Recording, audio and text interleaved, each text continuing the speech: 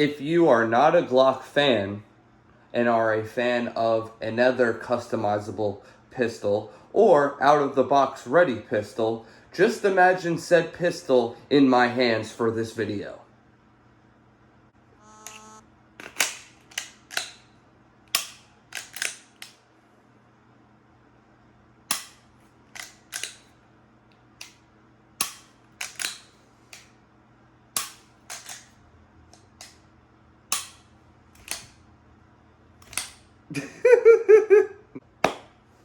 This video is about where I am at with this everyday carry pistol of mine, okay?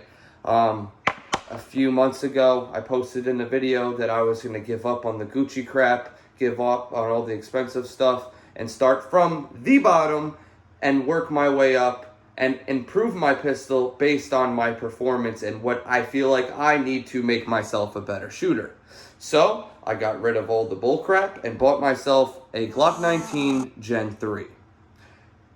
After I bought said Gen 3, I bought a few nice holsters, like a TLR1 holster. I bought a nice IWB holster that's lightweight, that does not use flashlight. This is summer fit, if you will.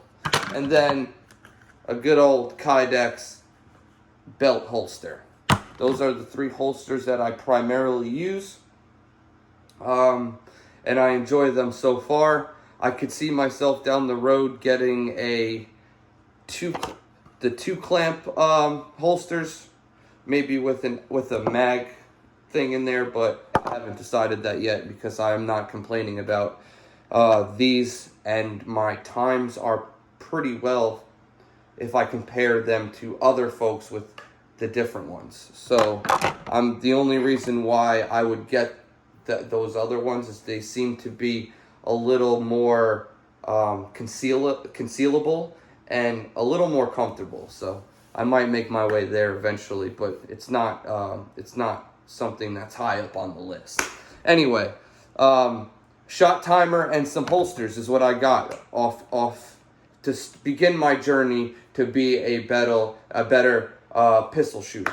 Okay, so I said to myself once I got this Gen 3 19 that I was gonna do upgrades that only make me a better shooter. So the first upgrade that I did to this thing before anything was the all metal guide rod. And when I did this all metal guide rod update, I wanted to make sure that it was the same tension as the OEM, because if you own a Glock, these are the first things to go. But it takes a while to get through these things. I've never burned through these things because I always change them to metal. So that's the first thing I did, was change that to metal. And that's just to assure me, knowing that I could shoot the crap out of this pistol and not have to worry about melting or bending or disconfiguring the plastic guide rod.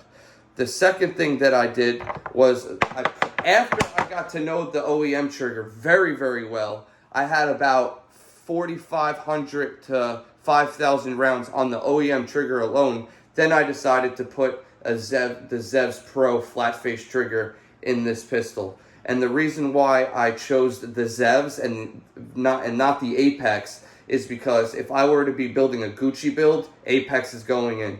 Everyday carry, reliability. Apexes are reliable, but I wanted the same pounds pull as the OEM, and this Zevs is the same pounds pull. The only difference between this and the stock trigger is that the safety is flat and sits flush with the trigger. You don't get that notorious little blister on your shooting finger, and the wall on this said trigger is defined.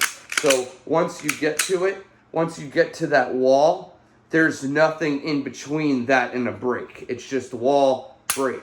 Now, this trigger pull, like I said, is just like OEM, but reset, the stock trigger would have a little grit right there before it break. This just breaks, and that's the only thing I wanted. I wanted a clear indicator of when my trigger was going to break.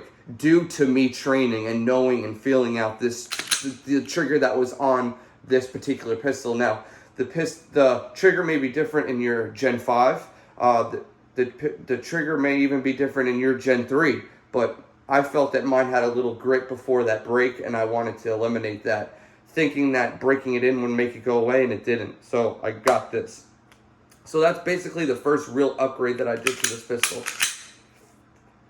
Fast forward a few months later to my next upgrade. By the way, I always had the TLR1. I don't consider that an upgrade. That's just like an add-on accessory.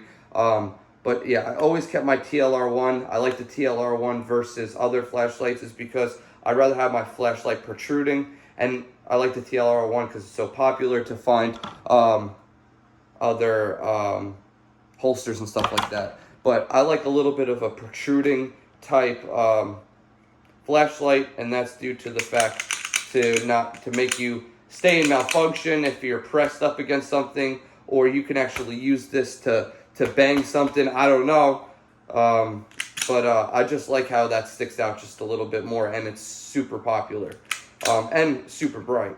1,000 lumens, I'll take it. Anyway, back to what I was saying about my upgrades. What I did after the trigger was frame. Right after the trigger, I said, I need to tighten up my grip. I need to come up and get tighter. So that's what she said. So what I did was I started eating away some plastic right here. And I didn't keep it wide. I actually kept it. I tried to put my finger inside here and work away the plastic only where my finger touches, right? So I actually got a decent ways in there. And then when I put my finger in there, I automatically knew, wow, it literally locks my middle finger right in underneath that trigger guard right there. It locks it in. That thing ain't going nowhere, and I'm gripping higher. Mission accomplished. After softening this down and going upsize and grit just to soften down everything, I said, let me go for the double undercut, right? So I started eating away some plastic. But before I did that, I put my grip around the pistol, and I kind of marked where my left pointer finger lays. And then I started eating away plastic only in that area. And you could see I took a good little bit away. And same thing, softened it up a little bit. It's not the perfect finish. Like I said, I'm not here to build the Gucci Glock anymore. I'm here to build a Glock custom to me. But when I put this bad boy in my hand, I said, wow, what a great freaking fit. Didn't feel guilty one bit hawking away at that frame, because it really truly is just a better fit for myself. And I knew going into this build that I'd be keeping this thing for a while. So that was the next upgrade after the trigger. Then after that, we went with an extreme grip. I'm talking this thing will rip your hands wide open, extreme grip. And the reason why I chose this texture opposed to something different is the fact that I have working man hands. And these things are very rough, and I have calluses all over them. And I work with my hands every day, and I need that rough texture. It just feels better in my hands for me. I feel like I can grip this pistol a whole lot better. I was very happy after doing that. And what I did was I forgot the company name of this grip tape, but this is no different from skateboard grip tape, even though this was from a pistol company, this grip. But I feel like they just bought some grip tape at the skateboard store and then cut a square and then put it in the gun package and sent it to me, because this is no freaking different. But I love this grip tape texture because I do know that after using it for about a month, it won't be as crazy. And that's my personal favorite texture is grip tape wear down a little bit. So I got it just a straight up square, and the Gen 3 has finger groove cutouts in the frame. So I actually measured and cut a circle, a little oval where the finger grooves would fall, so it would not get on top of it and cause air bubbles and stuff like that. Ended up wrapping it perfectly, and I haven't had grip issues since, so I'm super stoked about that. I'd rather keep this and save a few bucks than stipple the whole frame. If I were to get it stippled, I'd send it in. I wouldn't try to do it myself because you already saw my double undercut. You can only imagine how the stipple job would be. So that's the grip. Knew I needed a grip. If you look at Gen 3's grips, stock grips, they're freaking disgusting compared to the technology that we have now. I mean, you gotta grip your Glocks. If it ain't a Gen 5, you gotta grip them. That's just my opinion. And I knew that while shooting this thing, going quick IWBs and just slipping around. I wanted to be locked in.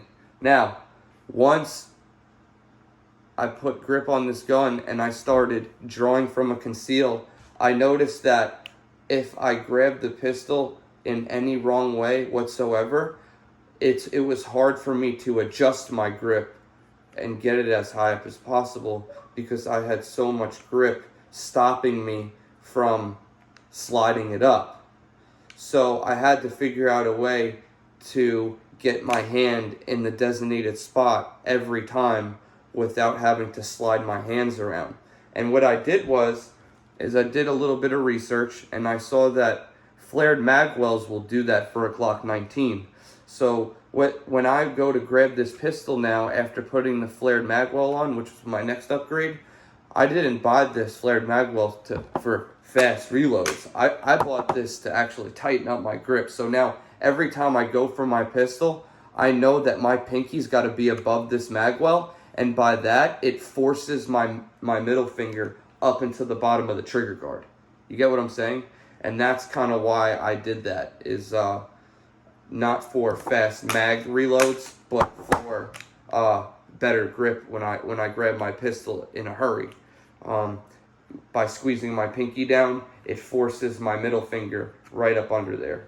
And it's now that I'm realizing like I'm building this pistol perfect for what I need it for. And if you notice, there's some things that you probably would have changed that I didn't. And I think the number one thing of that is your sights. I still have my stock sights on this pistol, guys. I could have very easily went to the store and picked up some aftermarket sights, but I felt like everything I just explained to you was more important than that. I got good on these freaking stock sights, and I'm not saying they're perfect, but they're not that bad to where it should be the first or second thing that you get to change this to make your pistol better for a 19 or any other pistol that doesn't come out of the box ready to rock and roll with some nighttime sights or something like that. So no intentions on changing these sights just yet. The only complaints I have with them is for nighttime use, but I just line up the black dots at that point. I mean, it's not that hard. Or I use my light. If I don't want it to be seen, I'm lining up 2 black dots with ambient light. So that's it for the upgrade. I'm not saying that I'll never get a red dot or change my sights. It is proven that you are a better shooter with a red dot, and I'm definitely there now that I've mastered this thing and I did it the right way. I'm just in the air if I want to get an aftermarket slide with front serrations and a red dot cutout, or if I want to send the OEM slide in to guarantee that reliability, because this slide on this frame is absolutely so buttery, and I would hate to take them apart. So comment below if you think I should get, my OEM slide done or buy a slide of your recommendation. I've heard horror stories, but I've also, heard people say that they've never had issues on their particular slide. So let me know what y'all think below. And thanks for listening, and we'll catch you on the next one.